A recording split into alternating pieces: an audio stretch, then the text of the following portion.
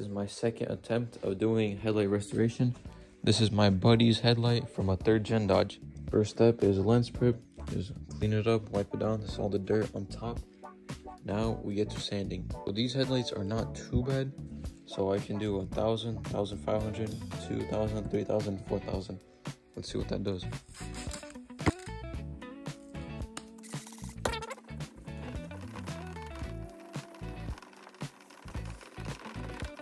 Alright, this is after 4,000 grit.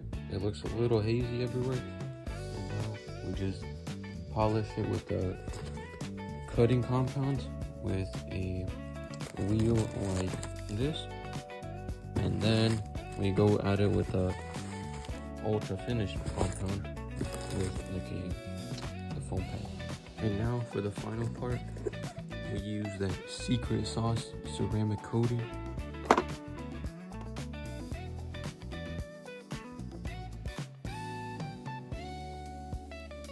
There's one that's already done right here, and then this is the other side. All right, these are the 2 headlights. Just finished them up fully. This one's not bad at all.